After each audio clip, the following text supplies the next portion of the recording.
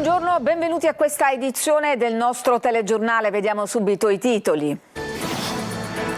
Ritrovato a Palermo Mohamed, il bambino di 10 anni scomparso da Santa Maria di Licodia 3 giorni fa. I carabinieri era infreddolito e impaurito. Resta da capire come si sia potuto allontanare dalla comunità che l'accoglieva. C'è un'altra rotta per i viaggi della speranza verso l'Europa, è quella in cui sono morti 60 migranti nell'ennesimo naufragio. La giornata nazionale dei disturbi alimentari, 37.000 nuovi casi in Sicilia negli ultimi 2 anni. A Sicilia 24, la lotta di Lidia contro l'anoressia. Si svuota la pescheria, uno dei luoghi simbolo di Catania. Secondo gli operatori non è colpa della crisi, ma del piano viario che non consente l'accesso al centro storico. La cassata è troppo dolce, la dichiarazione del pasticcere Massari scatena l'ira del popolo dei golosi siciliani. I 79 anni del quotidiano La Sicilia, il direttore Piraneo, siamo la sponda delle forze vive della società. Calcio, anticipi di campionato per Palermo e Catania. Stasera al Barbera il big match tra il Rosanero e il Venezia. Al Massimino la squadra di Zeuli va a caccia di punti pesanti contro il Cerignola per allontanarsi dalla zona play-out.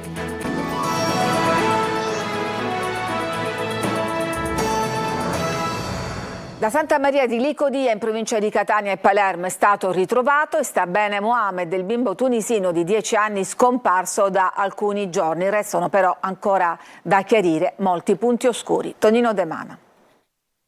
Presenta ancora molti lati oscuri, ma è almeno una storia a lieto fine. È stato ritrovato a Palermo e sta bene Mohamed Khalifa, il bimbo tunisino di 10 anni che si era allontanato la notte tra il 12 e il 13 marzo scorsi da Santa Maria di Licodia nel Catanese. I carabinieri di Paternò, attraverso un'efficace attività investigativa, lo hanno rintracciato nei pressi della chiesa di Santa Chiara. I militari dell'Arma, acquisendo alcune conversazioni tra connazionali e conoscenti del bambino, hanno informato i colleghi di Palermo. Pare che nel capoluogo il bimbo sia arrivato ieri sera. Impaurito ed infreddolito, Mohamed era comunque in ottime condizioni di salute. Lo vedete anche in questa foto, sorridente con un prelibato uovo di Pasqua in mano, e tira un sospiro di sollievo anche la comunità di Santa Maria di Licodia, rappresentata dal sindaco Giovanni Buttò. Finalmente siamo tutte più serene, più felici perché il bambino è stato ritrovato. Ringrazio io tutti coloro che sono messi a disposizione a cercare il bambino per tutta la nottata. Naturalmente ringrazio le forze dell'ordine, la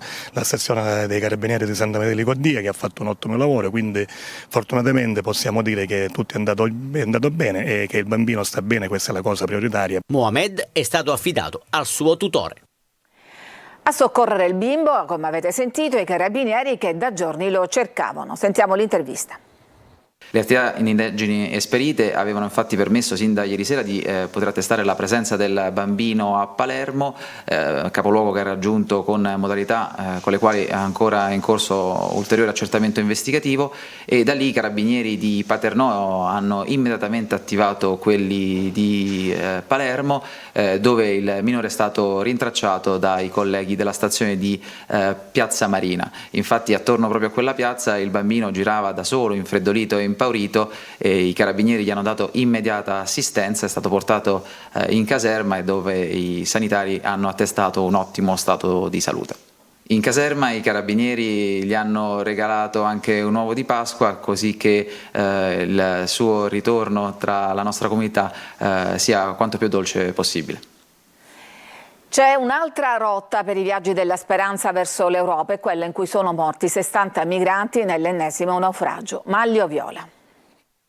Ancora una tragedia del mare sulle rotte della speranza che diventano sempre più rotte della disperazione. È morto nella notte all'ospedale San Giovanni di Dio di Agrigento un migrante giunto con l'elisoccorso dopo essere stato prelevato dalla nave Ocean Viking. Di lui non si sa nulla, né la nazionalità né l'età. Si sa soltanto che è uno dei 25 migranti soccorsi in acque internazionali dalla nave della ONG. Erano partiti dalla Libia e secondo le testimonianze erano 85, ma dopo il naufragio 60 risultano dispersi. Con lui era stato stato soccorso un altro migrante che è attualmente ricoverato a Palermo all'ospedale Ingrassia. Sono stati portati in Sicilia nonostante la meta del loro viaggio non fosse l'Italia. Il naufragio è avvenuto al largo delle coste libiche e l'imbarcazione sembra fosse diretta alle isole Canarie. Un viaggio più lungo e rischioso di quello già pericoloso nel Mediterraneo verso Lampedusa, ma sono sempre di più i viaggi della speranza che intraprendono questa seconda nuova rotta. Non cessano però gli arrivi a Lampedusa, dove nelle ultime ore sono stati 2 gli sbarchi consistenti. Prima sono arrivati in 137, poi altri 91 e con il migliorare delle condizioni atmosferiche la situazione non potrà che peggiorare. E torniamo ad occuparci dell'arresto di Maurizio Croce, commissario straordinario per l'emergenza idrogeologica. L'inchiesta vede coinvolti però altri 9 indagati, tra cui il sindaco di Maletto e altri 2 imprenditori di Bronte. Francesco Triolo. Ha destato grande scalpore a Messina l'arresto di Maurizio Croce, finito ai domiciliari nell'ambito dell'inchiesta della Procura su un complesso mosaico di corruzione che ha ruotato sull'appalto dei lavori del torrente Cataratti Bisconte. 11 gli indagati, 9 persone fisiche e 2 giuridiche. Oltre Croce il suo uomo di fiducia, Francesco Vazzana, ex direttore dell'ARPA regionale, disposta l'interdittiva della capacità di contrarre con la pubblica amministrazione per l'imprenditore e il sindaco di Maletto, Giuseppe Capizzi, altra figura chiave dell'inchiesta, come gestore di fatto della Consorzio Stabile Progettisti e Costruttori per la realizzazione dei lavori sul torrente. Tra gli indagati il geometra barcellonese di 67 anni Antonino Cortese, funzionario del Dipartimento di Protezione Civile e Difesa del Suolo del Comune di Messina, che fu direttore dei lavori dell'appalto per la riqualificazione del torrente, e la geometra 44enne Rossella Venuti, in qualità di funzionario responsabile dell'area tecnica dell'ufficio per il dissesto idrogeologico diretto proprio da Maurizio Croce. Secondo l'accusa avrebbe ricevuto diversi benefit, tra cui l'iscrizione ad una università telematica per conseguire la laurea in ingegneria con soldi elargiti dall'imprenditore Giuseppe Capizzi. Nell'inchiesta ci sono poi altri 4 indagati per i quali la GIP Arianna Raffa non ha deciso alcuna misura restrittiva. Si tratta dell'imprenditore messinese Rosario Arcovido, 60 anni, dell'imprenditore Emanuele Capizzi, 31 anni, di Bronte, del messinese Giovanni Pino, 58 anni, e di Davide Tommaso Spitaleri, 55 anni, anche lui di Bronte. Sono considerati dalla Procura soggetti fiduciari di Giuseppe Capizzi e la contestazione per tutti il finanziamento illecito ai partiti. Come persone giuridiche invece 2 ditte del gruppo Capizzi con sede a Maletto. I benefici erano svariati, dai lavori edili gratis in case private ed un noto negozio d'abbigliamento del centro ad un resort e un Rolex da 20.000 euro. Nella giornata nazionale dei disturbi alimentari i dati dicono che in Sicilia sono 37.000 nuovi casi negli ultimi 2 anni. A Sicilia 24 la storia di Lidia e la sua lotta contro l'anoressia. Giusy Lazzara. Giornata dedicata ai disturbi alimentari. Il fiocco lilla è il simbolo di una patologia silente che coinvolge sempre più adolescenti. In Sicilia 37.000 nuovi casi negli ultimi 2 anni. Cosa vuol dire questo fiocchetto lilla per te oggi? Per me è un simbolo che testimonia come poco a poco si inizia a fare informazione sull'argomento. È un argomento che io stessa, anche informandomi, ho visto che è poco discusso. Difficile lottare contro un piatto di pasta o una bistecca. Io ricordo che mi convincevo di non poter mangiare per esempio la pasta o un dolce, e dopo, per convincermi che non era così, dopo mangiato andavo davanti allo specchio e mi mostravo a me stessa che non ero cambiata, cioè non ero diversa, perché nella mia testa invece io diventavo subito il doppio, il triplo di quanto in realtà fossi. Cosa ti senti di dire a chi invece si trova in questo momento nella difficoltà proprio di poter seguire un regime alimentare normale?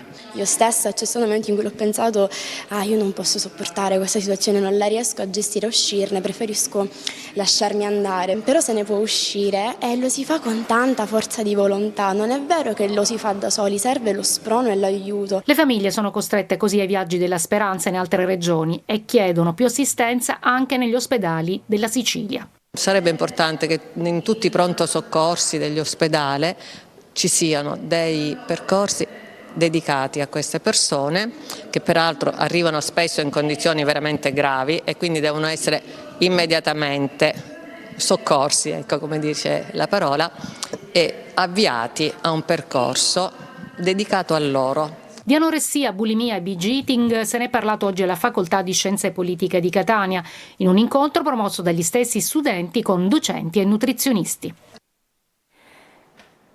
Si svuota la pescheria, uno dei luoghi simbolo del centro storico di Catania. Secondo gli operatori però non è tutta colpa della crisi. Tonino De Mana. Non c'è nessuno, siamo tipo abbandonati da tutti. Quanto è il suo guadagno giornaliero? No, io guadagno 20-25 euro. Non è soltanto la crisi o la concorrenza della grande distribuzione a far svuotare la pescheria, percorso turistico e folcloristico per antonomasia, ma che i catanesi frequentano sempre meno. A tarda mattinata i banconi sono pieni di pesce e non è un bel segnale. Io alle 11:04 a quest'ora, 5 anni fa, 8 anni fa, già avevo mezzo bancone svuotato. Oggi siamo così, non c'è nessuno in pescheria come vede, paccheggi, chiuso tutte ZTL, come dobbiamo fare? Vanno male gli affari e l'umore degli operatori è più nero delle seppie. La pescheria non ne scende più nessuno perché sono diventate tutte ristoranti, cose. Le persone vengono e non trovano il posto, la macchina dove la mettono, le linee AMET dove sono. Non c'è più nessuno, non scende più nessuno, siamo impossibilitati, non ce la facciamo più così ad andare avanti. Io ho 58 anni e non sono più in grado di portare un pezzo di pane a casa perché non c'è proprio più persone che scendono, assolutissimamente. Tutti quanti mi dicono che devono fare ore di fila e poi arrivano qua e non ci sono neanche parcheggi. Sediamoci, cerchiamo di vedere la viabilità un'altra volta, ci sono strade che si potrebbero aprire anche la mattina sola e di pomeriggio chiusi, cerchiamo di creare un parcheggio, dateci modo di dar da mangiare alle nostre famiglie. E della pescheria e di molti altri argomenti parleremo dopo il TG alle 14:30 con il nostro ospite del venerdì, il sindaco di Catania Enrico Trantino. Per le vostre domande scrivete al numero WhatsApp 342 745 5005 oppure inviate una mail a sicilia24focus@telecolor.it. Vi aspettiamo all'appuntamento con il sindaco oggi su Telecolor alle 14:30. Ci fermiamo, c'è una pausa, ma restate con noi perché parleremo poi della cassata siciliana.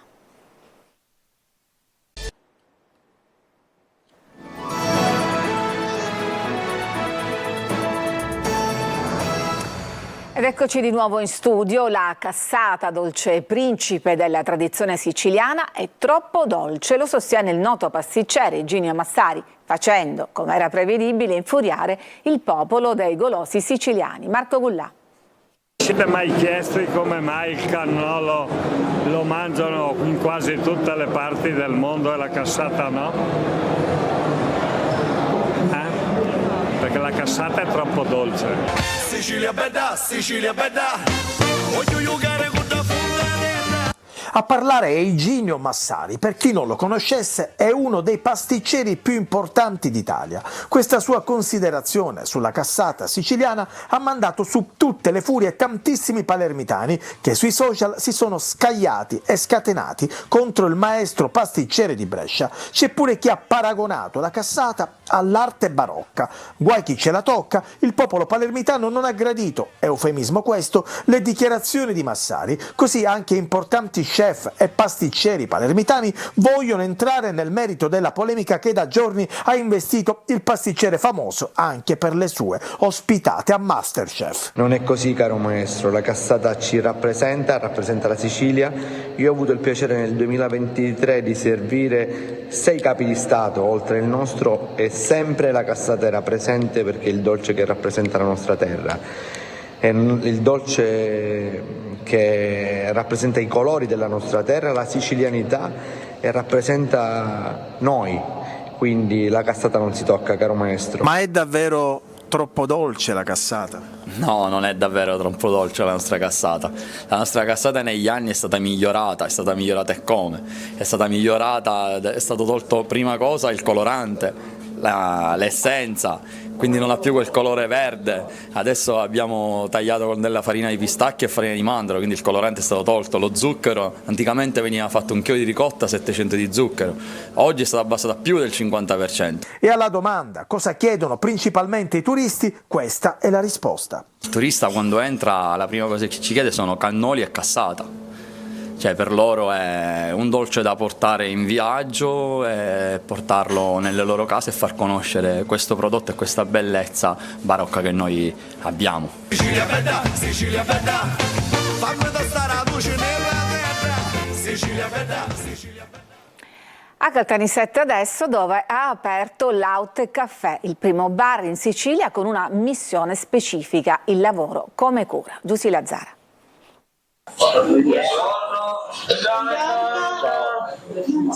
Aut Caffè è qualcosa davvero di straordinario, ma lo straordinario sta proprio nel fatto che è un luogo, è un bar inclusivo, il cui valore principale è il valore umano, è la relazione. E quando parliamo appunto di autismo, molto spesso anche viviamo un po' questa difficoltà di relazione, di comunicazione, che noi stiamo pian piano cercando invece di superare attraverso l'esaltazione delle abilità. La storia di Alex, Filippo e Francesco, affetti dallo spettro autistico, inizia quasi per gioco e si trasforma col tempo in un'opportunità concreta di lavoro.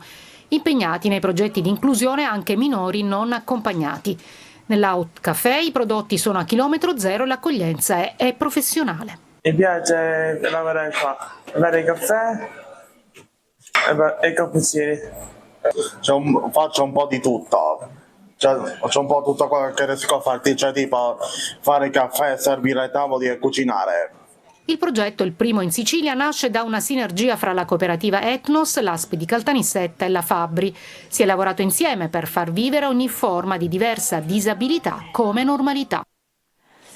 Nuovo sit-in dei Vigili del Fuoco a Catania. Stamattina hanno protestato davanti alla prefettura in vista di un'estate che si preannuncia bollente. Il sindacato USB sottolinea le carenze di sempre: organico inadeguato, mancanza di prevenzione degli eventi climatici e i concorsi indetti d'estate che inevitabilmente fanno crollare il numero di pompieri utilizzabili per fronteggiare i roghi. Il quotidiano La Sicilia festeggia 79 anni, un'eredità importante che il giornale porta avanti con orgoglio. Sentiamo il direttore Piranio. 79 anni di attività, le chiedo qual è lo stato di salute del quotidiano La Sicilia. È uno stato di salute buono, vorrei dire ottimo, ma preferiamo che lo dicano i lettori. Ci avviamo verso gli 80 anni con sicurezza, con l'autorevolezza, con la forza e con la responsabilità che ci dà questa storia, questo lasso di tempo abbastanza importante. 79 è una cifra ragguardevole, dà spessore alla nostra storia, dà spessore al nostro lavoro, riceviamo un'eredità importante che vogliamo portare avanti non solo verso gli 80 anni. L'ambizione è quella di essere il giornale dei siciliani, d'altronde già il nome ci aiuta in questo, siamo La Sicilia per la Sicilia. Noi vogliamo essere un giornale, un raccoglitore di notizie belle e brutte, ma vogliamo essere soprattutto la sponda delle forze più vive di un territorio. Abbiamo scelto di celebrare questo 79esimo ad Agrigento, perché Agrigento è un luogo di tutti, non soltanto degli agrigentini. Siamo all'interno del museo archeologico che è un simbolo della Sicilia più bella, della Sicilia più viva. Tra l'altro andiamo verso il 2025 che coincide, il nostro 80esimo coincide con Agrigento capitale della cultura, e quindi abbiamo scelto questa location suggestiva anche e soprattutto per questo. Ci fermiamo, c'è un'altra pausa e dopo la pagina sportiva.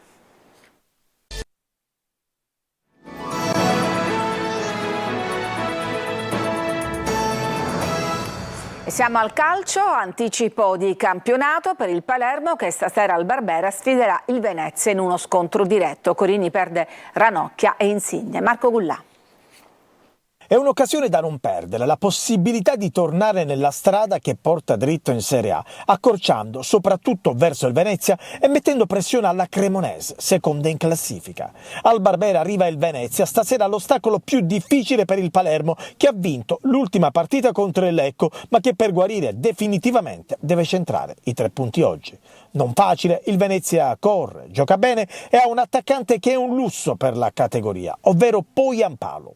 Il Palermo risponde con Brunori, ma non avrà Ranocchia, per lui lesione al bicipite femorale ne avrà per almeno 20 giorni. Al suo posto dovrebbe giocare Koulibaly, una partita cruciale quella di oggi. In assoluto sappiamo che dobbiamo fare tanti punti per ambire al secondo posto, questo è un dato assodato. Come vi ho sempre detto, è la partita che dobbiamo andare a giocare. Rispetto alla giornata precedente i 3 punti ci hanno fatto recuperare 3 punti sul Como in assoluto, le altre hanno vinto tutte, dunque noi dobbiamo pensare a battere il Venezia, perché vincendo questa partita accorciamo dai 5 punti che abbiamo oggi, potremo andare a 2 punti e poi vedremo eventualmente cosa faranno le altre, dunque dipende da noi e il macro obiettivo è sempre la partita, addirittura è uno scontro diretto diretto, dunque abbiamo la possibilità di accorciare direttamente su di loro il punteggio che in questo momento ci vede sfavoriti di 5 lunghezze, e dunque l'obiettivo è quello e dobbiamo pensare a quel tipo di situazione. Sicuramente per arrivare al secondo posto in queste 9 partite dobbiamo fare tanti punti.